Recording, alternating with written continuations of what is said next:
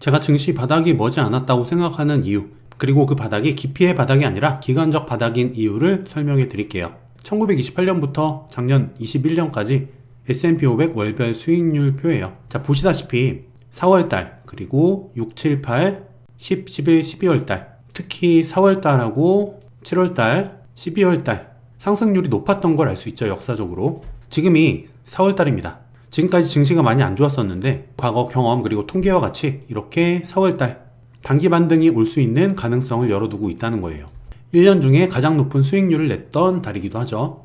그리고 또 하나, 지금까지 대부분의 전쟁들, 전쟁 당시 모두 빠지지만 모두 V자 반등을 했다는 거 거의 예외가 없었죠. 지금 증시가 여러 가지 요인이 있겠지만 인플레이션, 금리 인상, 긴축 이런 것들과 전쟁 이슈가 겹쳤기 때문에 조정폭이 다소 컸던 부분도 있지만 어쨌든 이런 깊은 조정, 과거 역사적인 경험으로 봤을 땐 이런 반등 구간을 반드시 동반한다는 사실을 우리가 알고 있어야 돼요. 그리고 과거 글로벌 금융위기 이후 금리 인상 시점, 1차 금리 인상을 기점으로 해서 그 전에 큰 폭의 하락이 있었습니다. 그리고 금리 인상이 나오면서 또 한 차례 하락이 나오죠. 그 다음 2차 금리 인상, 이때부터는 증시가 올랐어요. 코스피의 경우. 하지만 또 하나, 금리 인상, 이런 단기 조정을 동반했지만 그 이후에는 이렇게 상승을 했다는 거죠. 그 하락폭, 1차 금리 인상 시점, 코스피는 9% 빠졌다는 거죠. 그럼 나스닥은 어땠을까요? 1차 금리 인상 시점 하락을 하죠. 하지만 오릅니다. 2차 금리 인상부터는 증시가 또 올랐고 1차 금리 인상 조정 이후에는 또 이렇게 상승을 보여줬어요. 나스닥의 경우에는 시장 충격, 1차 금리 인상 후 시장 충격이 20% 정도가 왔었죠. 여기서 우리는 또 한 가지 힌트를 얻을 수가 있습니다. 우린 5월달에 1차 금리 인상을 앞두고 있는데 어느 정도 이 금리 인상과 긴축에 대한 부분이 어느 정도는 반영이 돼 있다는 거예요. 여러 가지 악재가 겹치면서 증시 하락에 어느 정도 반영은 돼 있다는 겁니다. 물론 1차 금리 인상 시점, 이런 출렁임은 과거와 같이 올 수 있어요. 분명히 올 수 있지만 어쨌든 그 이후에는 이런 반등 구간이 반드시 왔다는 거죠. 여기에 우리가 집중할 필요가 있는 겁니다. 그리고 또 한 가지 근거, 장단기 금리차, 닷컴 버블, 글로벌 금융위기, 코로나 팬데믹 모두 이렇게 장단기 금리차가 0 아래로 이렇게 역전이 됐을 때, 역전 이후 이런 침체 구간이 찾아왔습니다. 하지만 역전된 직후 이런 반등 구간이 있었다는 거예요. 이런 반등 구간이 온 후에 그 다음 침체가 왔다는 거죠. 지금 장단기 금리차 10년물, 2년물 국채금리 살짝 깬 다음에 이렇게 올라가고 있죠. 어쨌든 역전을 보여주긴 했어요. 10년과 3개월물은 역전되지 않았지만 어쨌든 10년과 2년물은 이렇게 역전이 한번 이루어졌습니다. 그러면 과거의 경험대로 역전 이후 단기 반등권을 한번 줄 수 있지 않을까? 이 힌트를 한번 우리가 얻어볼 수 있다는 겁니다. 장단기 금리차 역전 이후 단기간 증시는 상승했었다.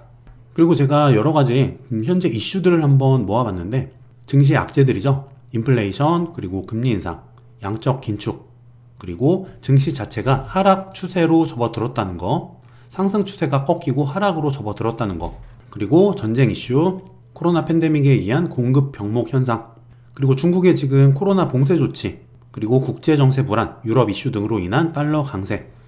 이렇게 달러가 강세가 되면은 원달러 환율이 올라가죠. 코스피에 좋지 않아요. 외국인이 이탈될 수 있는 원인을 제공하기 때문이죠.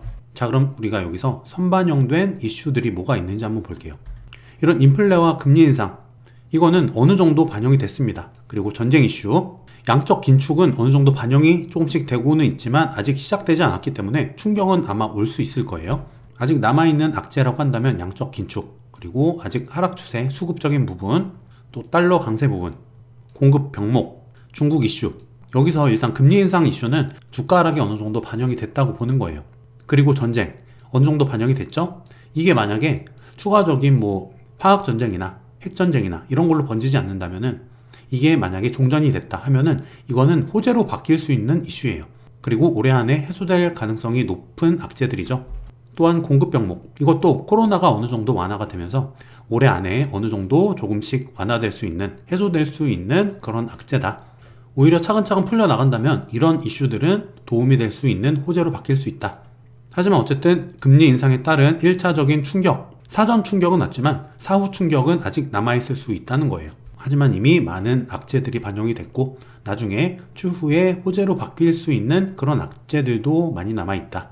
중국 같은 경우도 이렇게 봉쇄 조치를 하게 되면은 분명히 단기적인 출렁임이나 어려움은 있겠죠. 하지만 예전에도 그랬듯이 이런 봉쇄 조치를 통해서 빠르게 회복이 됐다는 사실을 우리가 기억해야 됩니다. 특히 원달러 환율, 제가 1200원을 말씀드렸었죠. 여기서 지금 많이 올라와 있는 상태예요.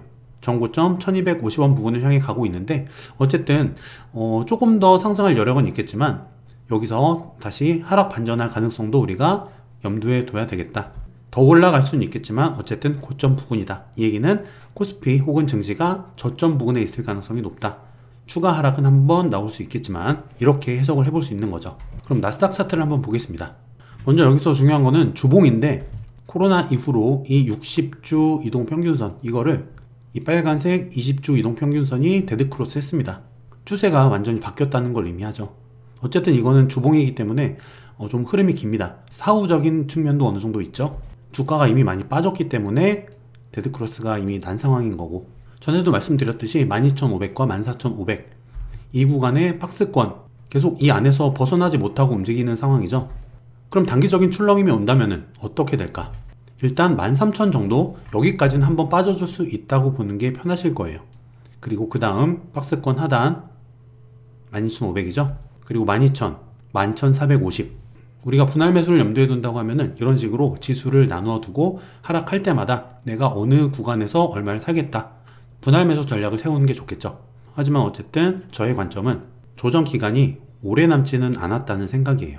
기간적인 바닥이라고 말씀드렸죠. 이 기간 동안 어디까지 내려갈진 몰라요. 하지만 이 조정의 기간이 멀지 않았다. 단기간 조정 후에 상승이 다시 올 가능성이 높다라고 저는 생각을 하고 있는 거예요. 그런데 그 하락폭, 짧은 기간이라도 그 하락폭이 어디까지 올 것인가 대비를 해야겠죠. 그리고 그 하락이 한번 다시 온다면 우리는 그 하락을 위기라기보다는 기회의 관점으로 생각하는 게 좋을 것 같다라는 저의 생각이에요. 이렇게 지수에 맞춰서 내가 사고자 하는 종목 혹은 지수에 분할 매수 구간을 걸어둔다면 좋은 기회를 잡을 수 있겠죠. 출렁인다면, 출렁이지 않고 13,000 정도 부근에서 반등을 해준다면 제일 베스트겠지만요. 코스피는 어떨까? 코스피도 지금 상황이 좋지 않은데 이렇게 이동평균선들이 데드크로스를 하면서 이런 식으로 가고 있어요. 20주 이동평균선을 넘지를 못합니다. 여기서 만약에 주가가 이렇게 더 빠진다, 음봉이 나온다, 그러면은 10주 이동평균선을 5주 이동평균선이 넘지 못하고 이런 식으로 데드크로스가 되게 돼요. 굉장히 좋지 않은 모습이죠. 가급적이면 이렇게 아래 꼬리를 달아주고 상승을 해주는 게 좋습니다. 그리고 다음 주부터는 양봉이 나오는 이 모양이 가장 베스트인데, 현재까지 이 모양이 약간 이때 모양과 좀 비슷한 측면이 있어요. 이때도 이런 모양을 만들고 깊게 빠졌었죠. 이렇게. 이럴 가능성도 우리가 배제할 수는 없다는 거예요. 큰 충격이 한번 온다면. 하지만 제가 단기적인 기간 조정을 말씀드렸죠. 깊게 한번 빠지더라도 빠르게 다시 올라올 것이다 라고 저는 생각을 하고 있는 거예요. 빠지지 않고 여기서 반등해준다면 가장 베스트겠고요. 코스피 같은 경우도 지금 2600에서 2900포인트까지 박스권이죠. 일단은 2800을 넘어준다면 2900까지도 한번 가볼 수 있는 여력은 있다.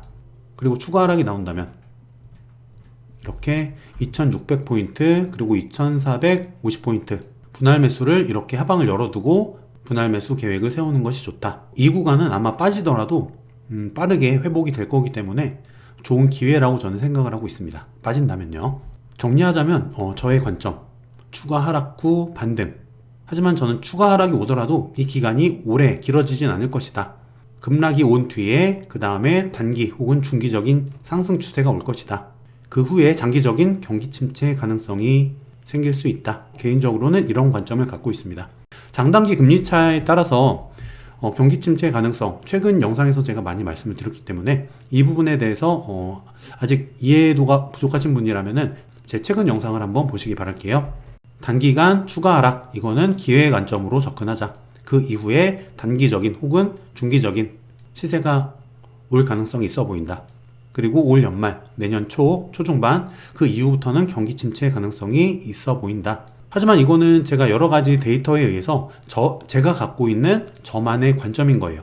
여러분이 제 말을 맹신할 필요도 없고, 상승 효과는 이런 식으로 생각을 하고 있구나.